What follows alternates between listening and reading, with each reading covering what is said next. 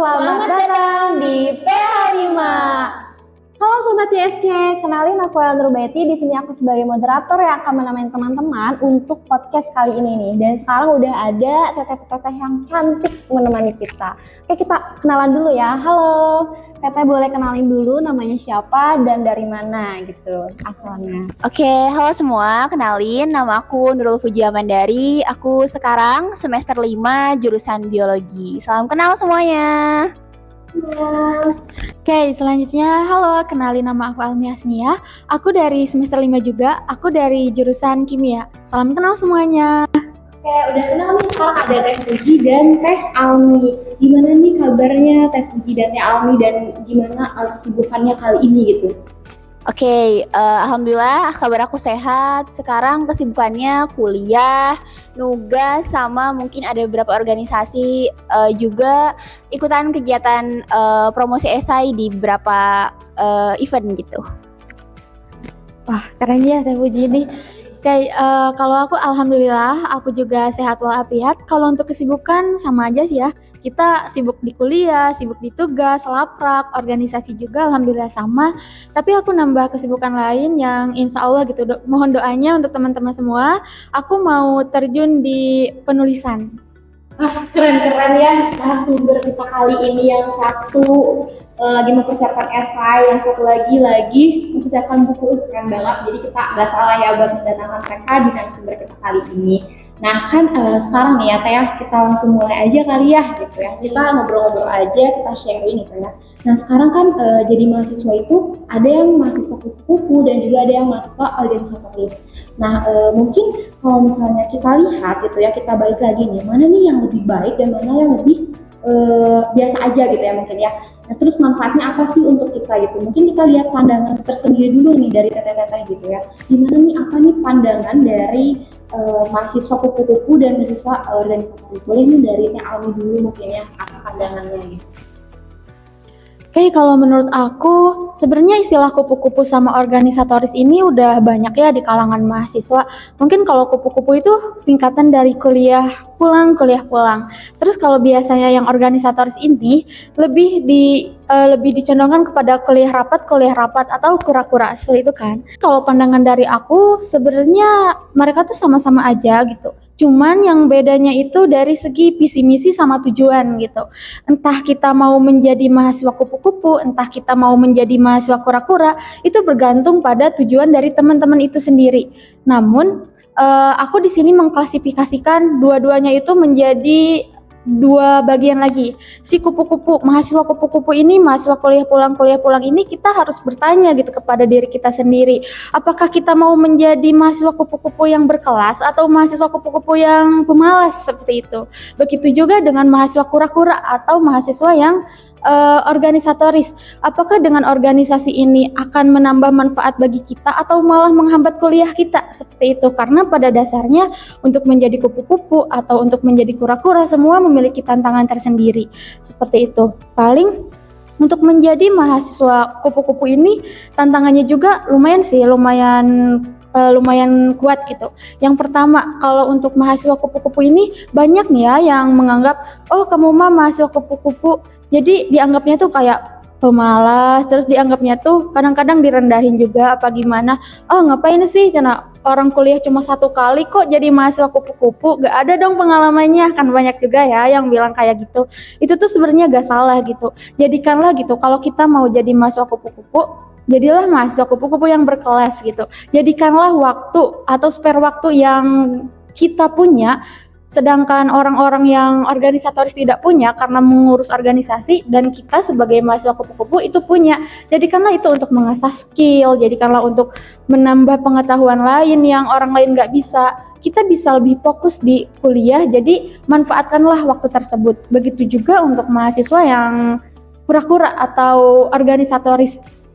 Jangan sampai gitu ya, yang di organisatoris ini tujuannya itu apa dulu gitu masuk organisasi itu. Apakah untuk benar-benar menambah pengalaman ataukah hanya untuk numpang eksistensi? Kan itu beda jauh kan, tujuannya udah melenceng. Jadi kita harus bertanya lagi kepada diri kita sendiri. Mau jadi mahasiswa kupu-kupu atau mau jadi mahasiswa kura-kura atau organisatoris. Setelah itu tanyakan juga pada diri sendiri, apa sih yang akan kita dapat dengan kita menjadi mahasiswa kupu-kupu atau mahasiswa menjadi kurang atau kita menjadi mahasiswa kura-kura. Itu mungkin pertanyaannya bisa udah ada nih ya di dalam diri kita sendiri dan hanya diri kita yang bisa menjawabnya.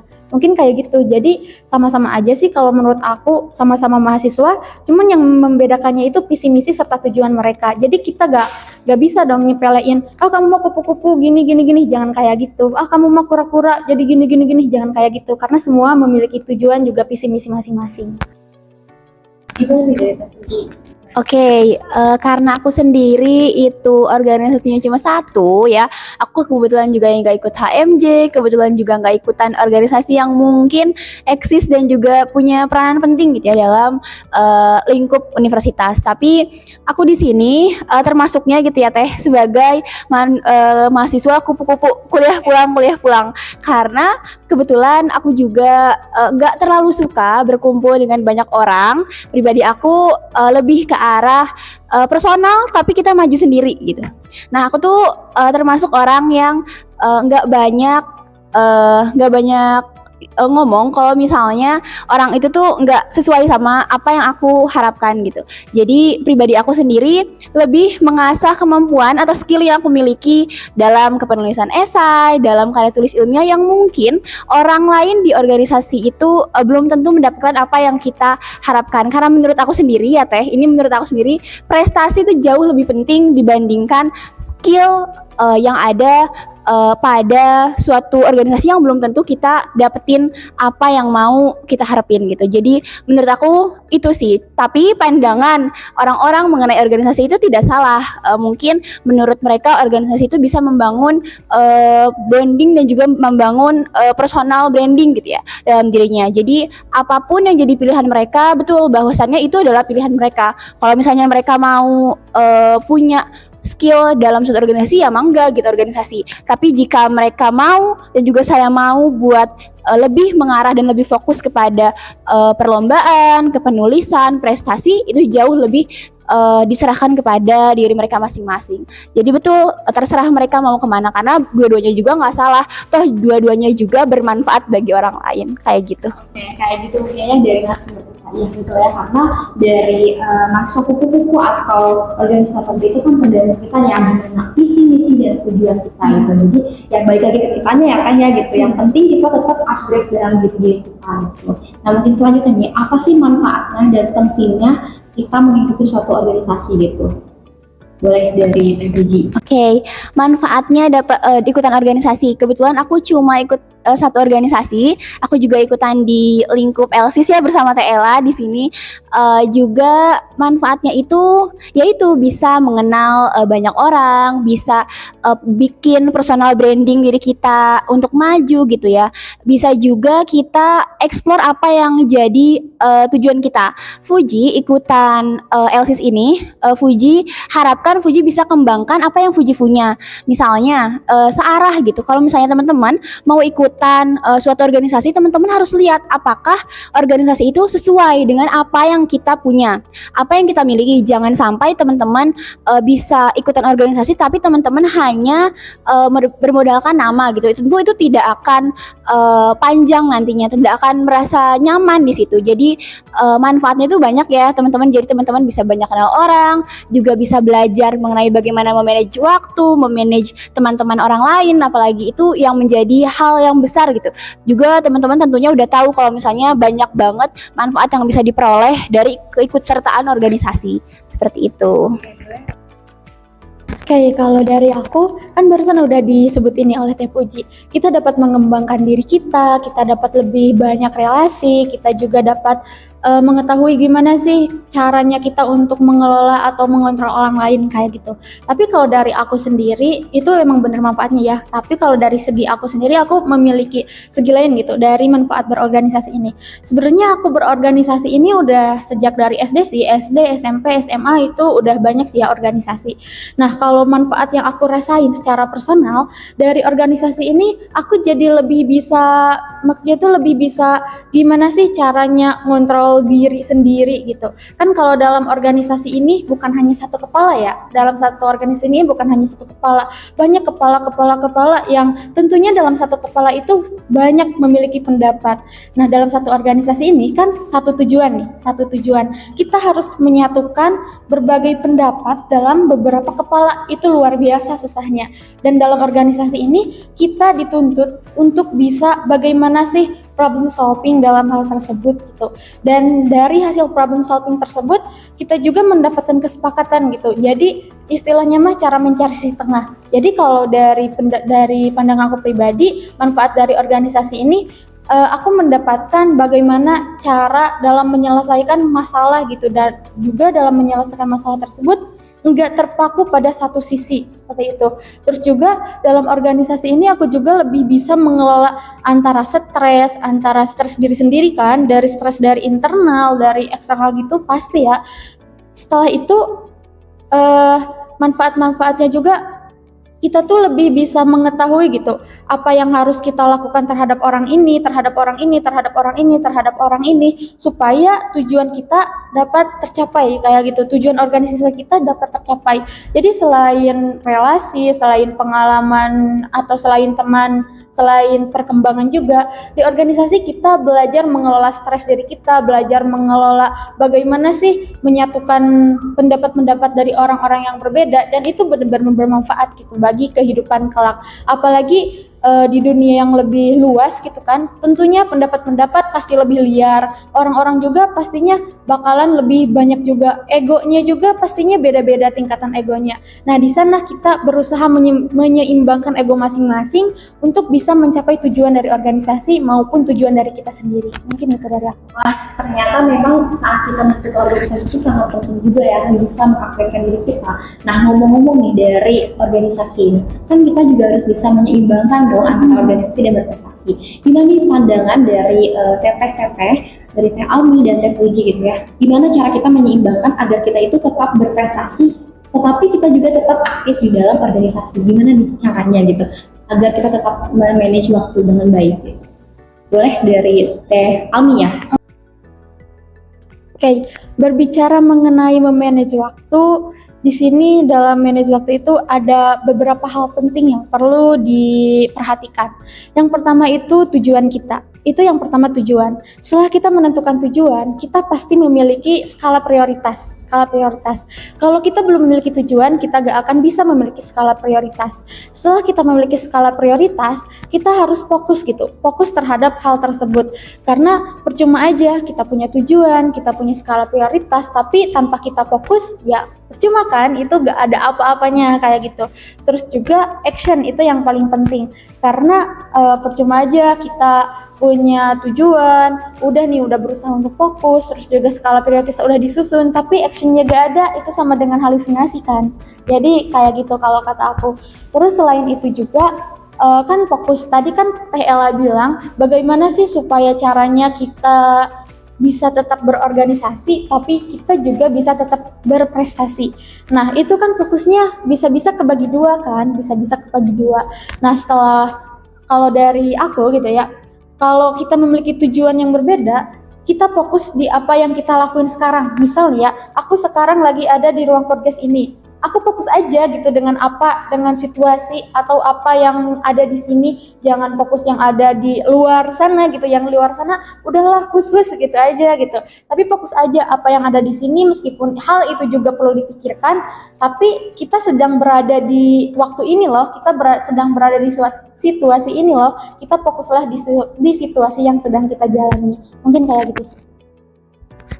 Oke, kalau dari aku, bagaimana cara menyeimbangkan antara organisasi dengan prestasi?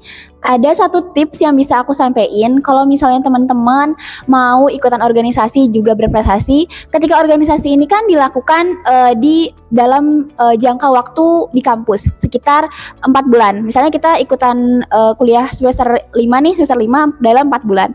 Jadi manfaatkan waktu 4 bulan ini untuk fokus pada organisasi. Kemudian teman-teman bisa nikmati waktu libur teman-teman untuk dapat menggali potensi diri.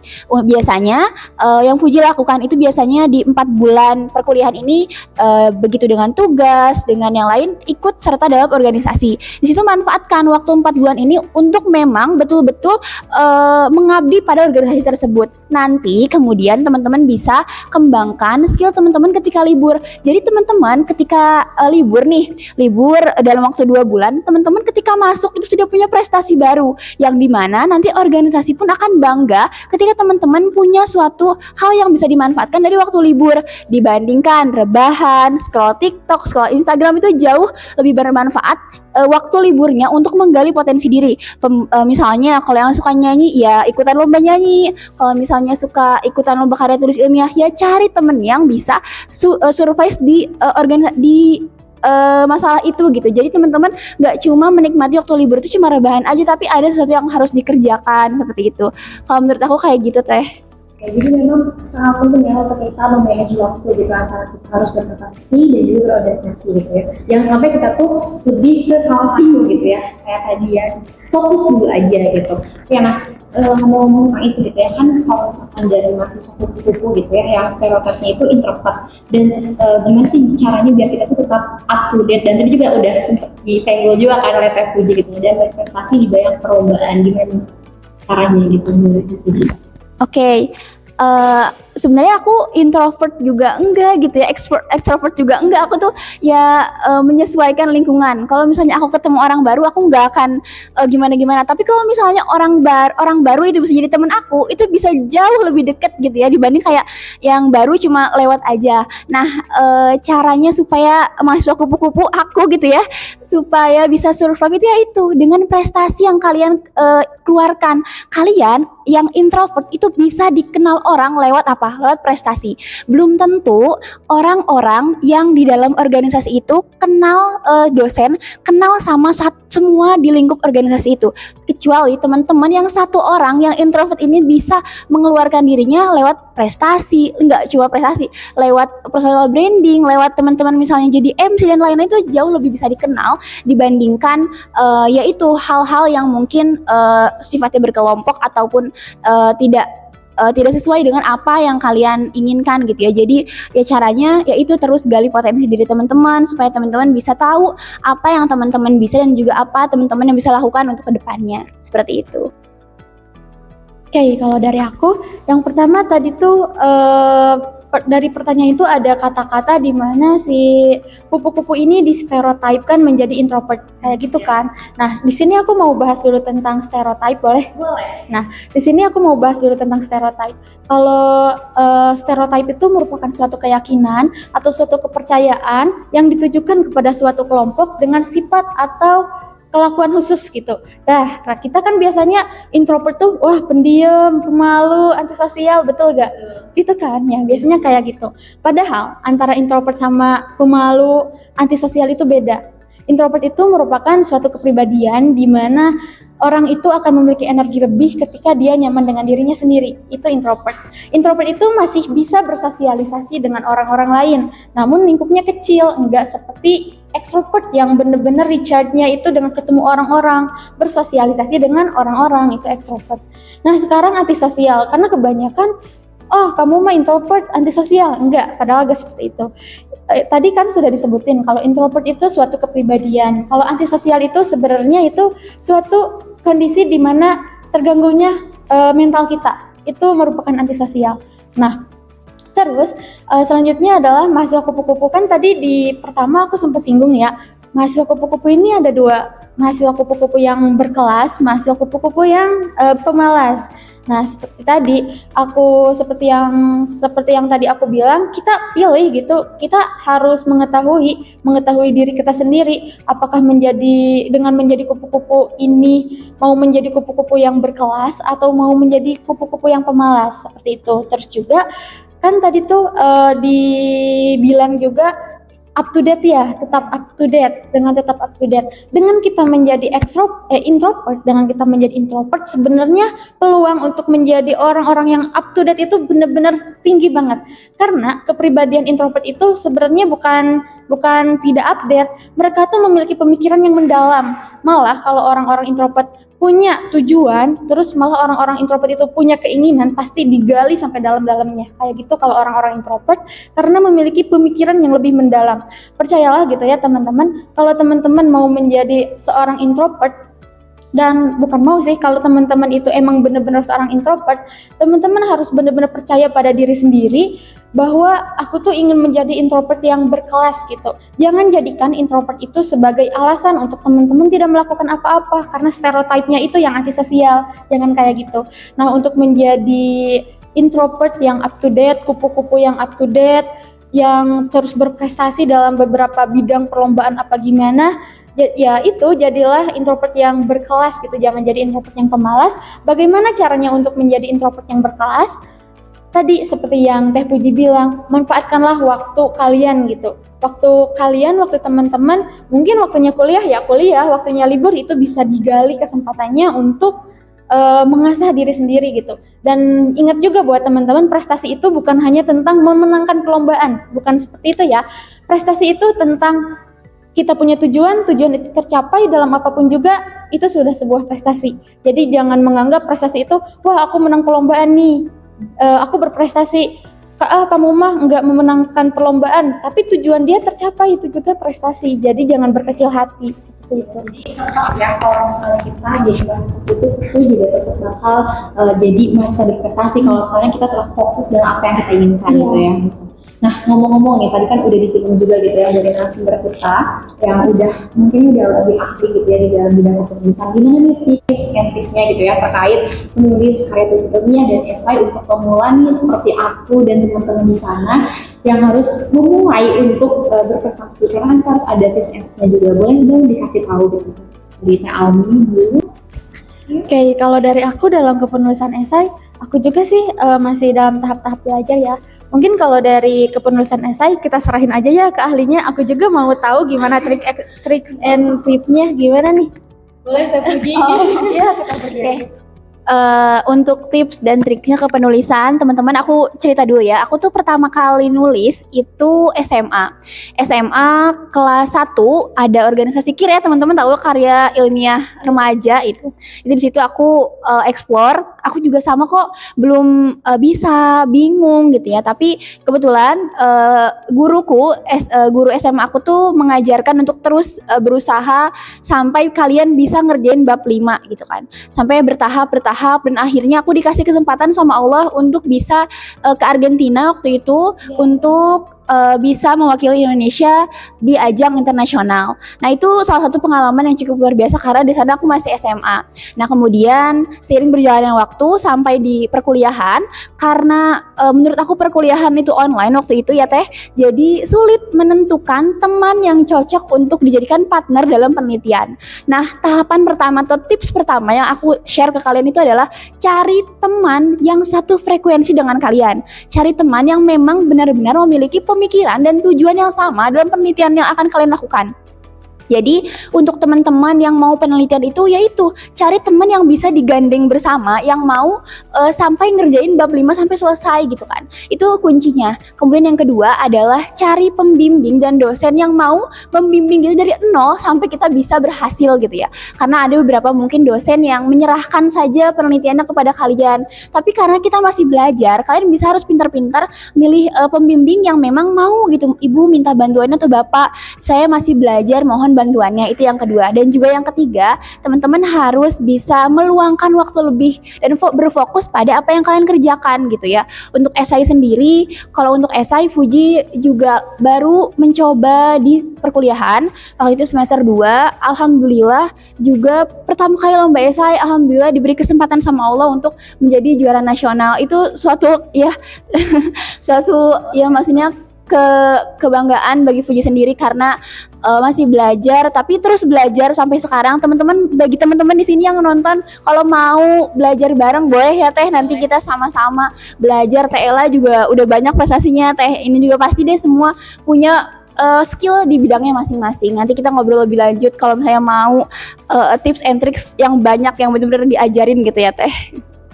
Makanya nanti kan di SC ini tuh ada pembimbing-pembimbingnya gitu ya terkait lomba. Nah makanya anak-anak SC ayo gitu kita belajar bareng gitu gimana sih tips and triknya gitu biar kita tetap apa ya up to date, diri kita tetap berprestasi gitu ya. Nah, tadi juga udah ada tips and triknya gimana, nanti kita akan mendalami lebih lanjut gitu ya di SC sendiri.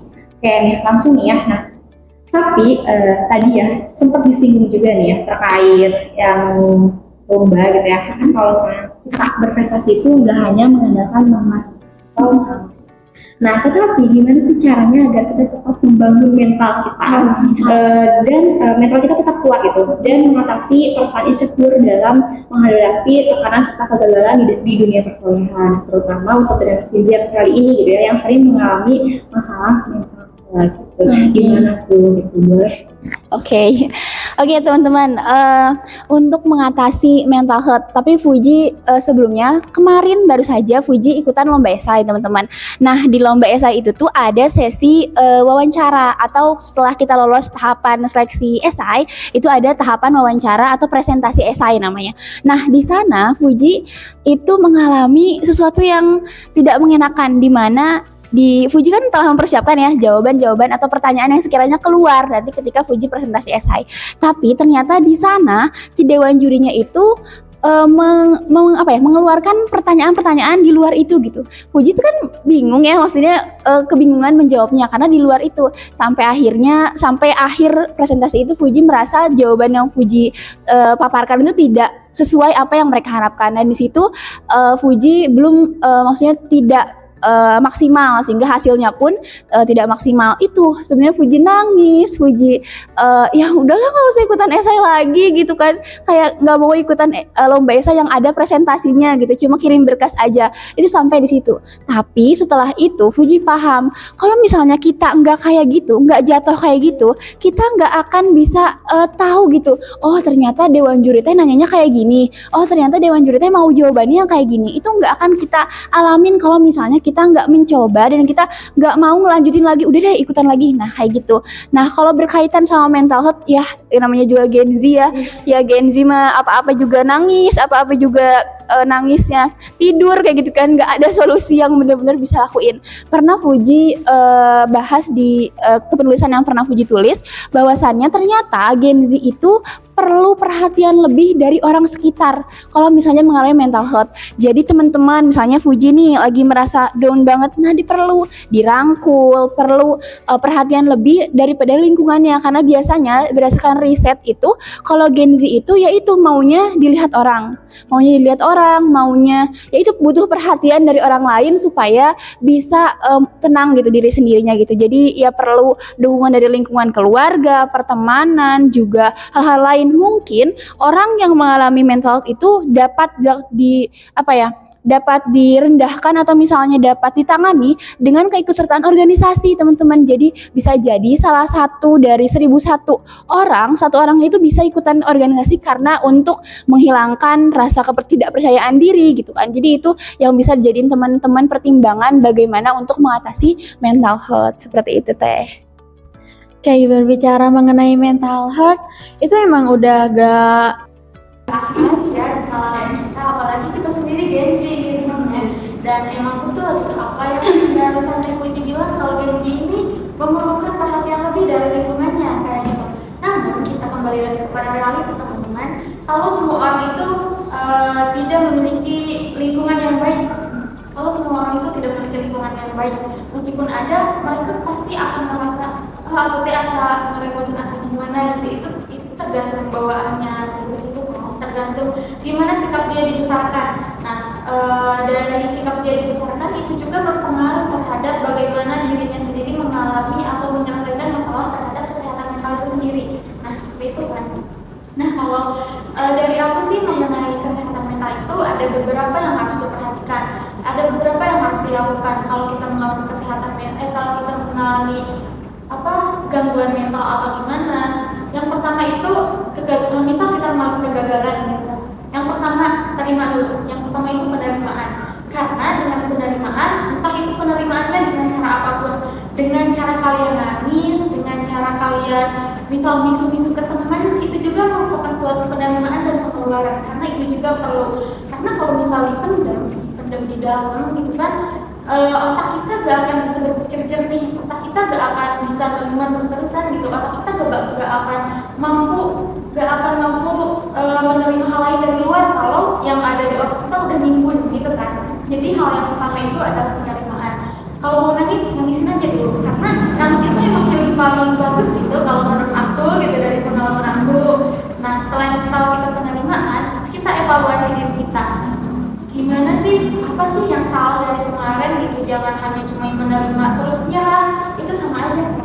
Jadi pertama terima, terus kedua evaluasi diri, terus ketiga itu syukuri. Misal kegagalan ya, betul kata tadi, kegagalan itu merupakan pembuka dari kesuksesan. Karena kalau kita lihat dari luar orang yang sukses, mereka gagalnya itu wah gila gitu, banyak banget. Malah kegagalan kita mah masih sepele menurut mereka gitu kan. Kamu mah masih segitu gagalnya, masih banyak kegagalan lain yang harus kita tepuk. Kalau kata mereka kayak gitu. 1000 kali kita jatuh, 1001 kali kita harus bangkit kayak gitu. Terus juga betul, kalaupun kamu misalkan tadi nih ya, pada realitanya tidak semua orang memiliki lingkungan yang baik, cobalah gitu untuk misalnya carilah satu teman gitu, entah itu dari keluarga atau ceritalah ke orang tua, pokoknya harus ada satu gitu untuk supaya kita bisa bertopang gitu kepada dia gitu, kita punya alasan untuk kita bangkit kayak gitu, temukan alasan untuk bangkit. Terus untuk mengenai rasa insecure gitu, percayalah teman-teman, dari riset kita itu lebih menarik 20% dilihat orang lain daripada kita melihat diri kita sendiri. Jadi kalau kita melihat misalnya kita tuh kepada diri kita sendiri, oh aku hebat, orang lain lebih melihat kita lebih hebat gitu. Jadi janganlah untuk insecure gitu, karena kita menarik gitu di mata orang lain tuh. Terus juga dalam insecure itu mengenai vibrasi gitu. Kalau pemikiran kita positif, hal-hal yang datang kepada kita juga positif gitu. Jadi untuk mengatasi rasa insecure, percayalah gitu kepada diri sendiri. Terus percaya juga kepada kelebihan diri sendiri, karena kita itu menarik lah gitu. Jadi jangan insecure lah pokoknya lah. Kalau kata aku seperti itu. Oke, jadi untuk teman-teman sobat JSC yang ada di sana, tetap fokus ke diri kita sendiri, jangan insecure, dan tetap mau memulai dari bagaimanapun keadaannya gitu. Oke, ini kita ada di penghujung acara gitu ya. Langsung aja ke gitu ya. Bagaimana nih cara menghadapi perubahan semangat dalam hidup yang naik turun gitu ya. Nah, apakah kita wajar ketika kita mengeluh dalam situasi hal tersebut? Dari Ya, boleh. Oke, boleh nggak sih naik turun semangatnya gitu ya? Ya boleh banget sih, karena itu kan ada fasenya ya. Kalau misalnya kita lagi serunya kuliah, ya semangatnya nugas, ya udah weh gitu nugas terus gitu ya, nggak keluar, nggak kesana. Tapi kalau misalnya lagi males, lagi capek, itu dibolehkan aja, karena dalam tubuh kita itu perlu istirahat. Kalau di biologi itu ada fase rehat yang dimana kita tuh emang butuh ya udah gitu, nggak usah ngapa-ngapain dulu, karena emang nggak baik juga kalau misalnya kita memporsir terlalu berat diri kita gitu. Karena untuk mengatasinya juga ya kembali lagi ke diri sendiri gitu ya. Kalau misalnya ada yang suka healing ya main gitu ya, keluar. Kalau ada yang suka belanja ya belanja. Healing orang-orang kan beda-beda, ada yang main, makan, belanja, dan lain itu bisa terserah mereka gitu kan. Gimana caranya aja kita tetap bisa membangun semangat kita tepat pada waktunya lagi. Jangan sampai kita malas, udah terus kesananya males. Tapi ada fasenya di mana kita juga boleh istirahat, tapi jangan melupakan tanggung jawab yang kita pegang juga gitu ya, supaya apa yang orang lain harapkan terhadap kita itu bisa tercapai lewat apa yang kita lakukan gitu sih kalau kata aku. Kalau mengenai berbicara tentang mengeluh, ya wajar-wajar saja ya, karena kita itu manusia gitu. Itu manusia dengan segala keunikannya, dengan segala kecapeannya gitu. Namanya juga manusia yang tidak sempurna disimpan di bumi gitu. Apalagi bumi itu merupakan hukuman bagi Nabi Adam kan, kayak gitu kan bisa dibilang. Dan bumi itu merupakan tempat di mana suatu kesalahan, suatu ketidaksempurnaan itu terjadi gitu kan. Terus juga kalau berbicara tentang mengeluh, itu wajar-wajar saja gitu. Kalau mau istirahatlah dulu gitu ya teman-teman. Karena mau bagaimanapun, apalagi kita ya, misal kita sebagai cewek pasti mengalami masa mood swing gitu kan. Ada masa-masanya gitu kita sebagai cewek. Terus sebagai laki-laki juga, kalian jangan merasa aku sebagai laki-laki aku harus tegar, aku harus kuat. Jangan kayak gitu. Kalian juga manusia kayak gitu. Kalian juga perlu istirahat. Bahkan Allah juga menciptakan waktu siang untuk kita menjalankan segala aktivitas dan waktu malam untuk istirahat. Allah juga menyuruh kita untuk beristirahat. Kenapa kita harus terpaku nggak istirahat? Karena pandangan-pandangan manusia kayak gitu. Oke, wah Masya Allah sekali ya atas jawabannya dari narasumber kali ini yang keren-keren sekali atas jawabannya gitu ya. Oke, mungkin kita udah di terakhir juga, udah selesai ya terkait podcast kita kali ini. Jadi kita bisa menarik kesimpulan bahwa kalau misalnya kita mau menjadi seorang mahasiswa yang keren dan berkelas itu tetap fokus pada tujuan kita. Itu kembali lagi tergantung pada diri kita. Tetapi ingat kepada teman-teman bahwa prestasi dan organisasi juga sama-sama penting. Jadi kita harus menentukan mana yang akan kita lakukan terlebih dahulu. Tetapi ingat, jadilah mahasiswa yang pintar memilih gitu dan tetap menjadi mahasiswa yang up to date dalam berprestasi. Nah, selain itu juga bagi teman-teman semua jangan pernah insecure untuk memulai hal yang memang pengen teman-teman lakukan itu. Lakukan dulu aja, coba dulu aja karena dalam kegagalan itu kita akan menjadi seseorang yang sukses gitu. Oke, mungkin segitu aja yang bisa kita obrolkan ya. Terima kasih nih dari Teh Almi dan Fiji yang udah bersedia hadir pada podcast kali ini. Gimana nih perasaannya setelah kita podcast sharing-sharing gitu? Gimana, senang atau mungkin alhamdulillah kata-kata di sini bisa memberikan apa ya, manfaat, memberikan ilmunya, memberikan pengalamannya kepada teman-teman. Dan mungkin ada closing statement dari kami. Kalau dari aku pribadi sih sebelumnya aku mau ngucapin dulu makasih banyak buat Ella, buat Fiji juga, karena berkat podcast ini aku jadi bisa berdiskusi gitu. Aku bisa berdiskusi tentang ya mahasiswa gitu kan, tentang kupu-kupu, tentang organisasi yang gitu. Kalau dari aku sih tetap jadi diri sendiri aja, tetap jadi diri sendiri karena kita ini memiliki keunikan masing-masing. Terus juga kalau mengenai hal-hal atau suatu masalah, hal-hal yang mengganggu kita, aku ada satu statement atau ada satu quotes di mana kita fokus aja gitu. Kita fokus aja pada hal-hal yang bisa kita ubah dan syukuri aja terhadap hal-hal yang tidak bisa kita ubah. Dan kita dengan tersebut kita jangan memaksakan diri kita untuk menjadi orang lain kayak gitu. Jadi tetaplah menjadi diri sendiri dengan versi terbaik dari diri kita sendiri, karena diri kita itu memiliki keunikan masing-masing. Oke, kalau dari aku terima kasih untuk teman-teman yang di sini yang mau mengundang aku pribadi baru pertama kali ya ikutan diwawancara secara formal kayak gini. Biasanya teman-teman ngobrol aja sih. Biasanya online kebanyakan, tapi ini offline. Terima kasih. Semoga teman-teman yang nonton di sini bisa sedikit ambil hikmahnya gitu ya akan kegiatan hari ini.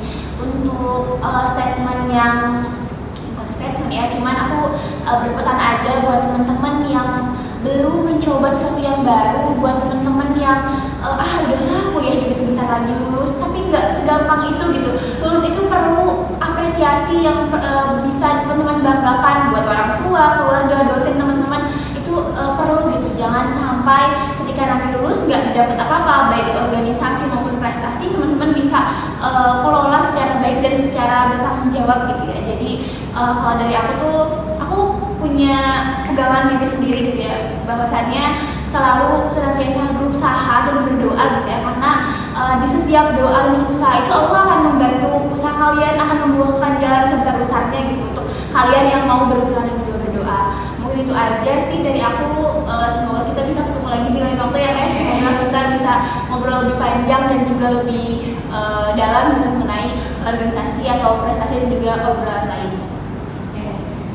Oke, terima kasih banyak kepada teman-teman semua. Kita udah ada di penghujung acara nih. Oke, sampai jumpa lagi di podcast selanjutnya. Bye-bye.